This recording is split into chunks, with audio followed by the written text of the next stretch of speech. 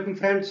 आज मैं आपको एक ऐसा वाक़या सुनाने लगा हूँ जिसको देखकर आपको समझ लग जाएगी कि बसा औकात पेशेंट खुद ब खुद कैसे ठीक होता है, बाई चांस कैसे ठीक होता है। उसमें कोई साइंटिफिक इलाज नहीं होता, मगर आपकी मेडिसिन बाई चांस सही निशाने पर जाकर लगती है। वाक़या ये है कि उस औरत ने अपने सारे के सारे बाल उखाड़ लिए हैं, उसको दौरा पड़ता है, कोई 300 किलोमीटर दूर उनके पीरों पर ले जाया जाता।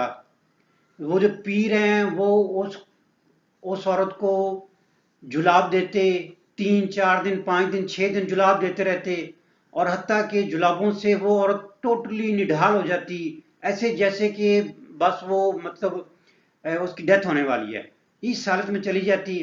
उसके बाद उस औरत को खोला जाता और फिर वो आहिस्ता आहिस्ता नॉर्मल रूटीन में आती।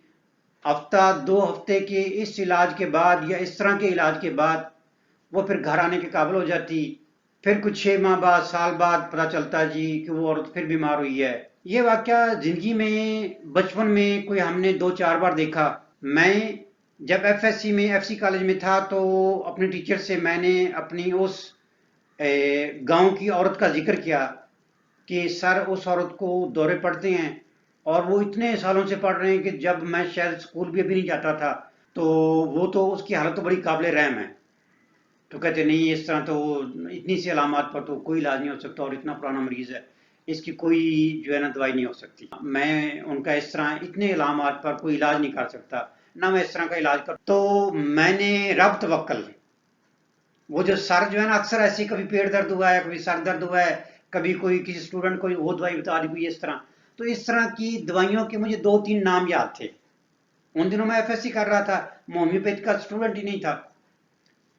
तो जो 2 3 नाम मुझे याद थे, वो मैं गया और दवाइयाँ खरीदी, शुआबे की वो दवाइयाँ खरीदी और जाकर आंटी को दे दी कि ले आंटी ये दवाई लें, अल्लाह ताला खैर करेगा, आप ठीक हो जाएंगे। अब दोबारा जब 2 3 माह बाद मेरा उस गांव में जाना हुआ, तो मैंने आंटी से हालचाल पूछा। तो आंटी ने कहा लो पुत्र, मैं तो ठीक हो गई, वो तो मैंने दवाइयाँ खाई हैं, तो मैं तब से ही ठीक हो गई। मैंने पहली खुराक ली तो मुझे पता चला कि मेरे पेट में गड़बड़ होती थी तरह तरह की, वो ठीक होगी। तो अब तो मेरा खून भी पूरा हो रहा है। अब ये देखो मेरे नाखून भी हल्के हल्के होना शुरू हो गए हैं। जब मैंने उनके नाखून देखे तो मुझे पता चला कि उनके नाखून तो कई सालों से थे ही नहीं, यानी वो खत्म हो चुके थे, अब वो उगना शुरू हो गए थे। फिर जब दोबारा 2 3 माह बाद मेरी मुलाकात आंटी से हुई, तो मैंने पूछा हाँ सुनाए आंटी, अब आप कैसी हैं। कहती लो पुत्र, मेरे नाखून देखे अब आधे आधे उग गए हैं, मेरे नाखून भी उग गए हैं।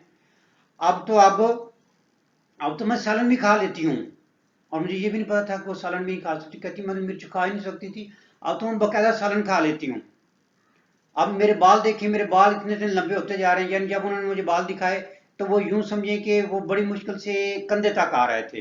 वो कहती मेरे तो बाल सदियों से खत्म हो गए थे, वो जब भी मुझे दौरा पड़ता था तो मैं बाल उखाड़ देती थी, इतनी तकलीफ होती थी।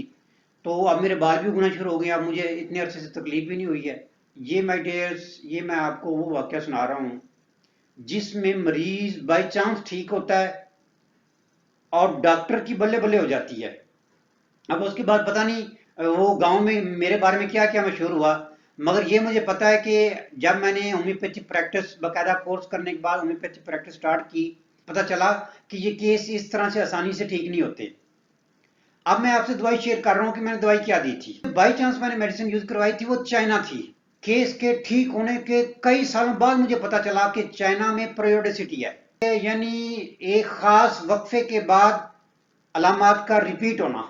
तो उस औरत को जो ये मामला होता था, वो बाद में जब मैंने सारी तहकीक की तो वो पता चला जी कि उस औरत को एग्जैक्टली एक बार सर्दियों में दौरा पड़ता था और एक बार गर्मियों में, और उसकी जो ड्यूरेशन थी वो 6 मंथ की थी, यानी एग्जैक्टली आफ्टर 6 मंथ उसको दौरा जरूर पड़ता था, जिसमें उसकी ये हालत हो जाती थी और वो अपने बाल उखाड़ देती थी।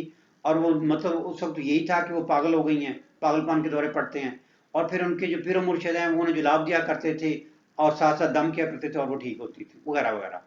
मगर ये एक टिपिकल मिसाल है कि जब पेशेंट बाई चांस ठीक होता है, और अगर किसी का पेशेंट बाई चांस ठीक होता है, वो जो पेशेंट का इस तरह ठीक होना बसा औकात डॉक्टर की आदत बिगाड़ देता है। कि वो इतना बड़ा पेशेंट चाइना से ठीक हो गया, वो अगले पेशेंट को भी चाइना दे देगा, अगले को भी दे देगा, अलामत मिलती हूँ या ना मिलती हूँ।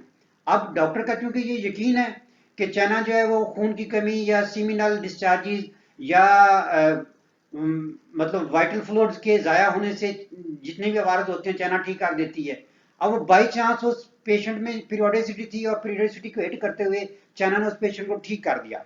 मगर ये याद रखें हर बार ऐसा नहीं होता, और मेरे साथ भी ऐसा हुआ। बाद में मैंने 2-4 और पेशेंट्स को चाइना दी मगर उनमें से कोई भी ठीक नहीं हुआ, उनकी अलामत भी और थी। तब तो मैं डॉक्टर ही नहीं था और ना मुझे इन चीज़ों का पता था। बस जिस पेशेंट ने कहा जी मुझे ये फलां मसला है, तो वो शोखी मारी जी ठीक है जी, मेरे सर जो है वो डॉक्टर हैं, तो सर ने कभी कोई मेडिसिन बता दी कभी ना बताई, एक आध अलामत पर मैं अपने से मेडिसिन ले देता, तो कोई पेशेंट बाई चांस ठीक हो जाता और बिल्कुल ज़्यादातर को बिल्कुल फर्क ना पड़ता। मगर जो पेशेंट ठीक होता वो इतनी शोहरत कर देता है कि जब मैं प्रैक्टिकली होम्योपैथ डॉक्टर बना तो उसने मेरे क्लिनिक पर बहुत अच्छा असर डाला। यहाँ मैं इस चीज़ की एडवोकेसी बिल्कुल नहीं कर रहा कि आप बगैर अलामात की और बगैर सिमिलर सिंगल रेमेडी के मेडिसिन दें, ऐसी मैं बिल्कुल एडवोकेसी नहीं कर रहा। आपने जब भी मेडिसिन देनी है तब मुकम्मल कंफर्म टेस्ट होने के बाद कि ये सिंगल रेमेडी इस पेशेंट की टोटलिटी ऑफ सिम्टम्स के मुताबिक बनती है, तभी आपने मेडिसिन देनी है और तब अल्लाह ताला शिफा देता है और वो एक यकीनी शिफा होती है। आप सबका बहुत शुक्रिया।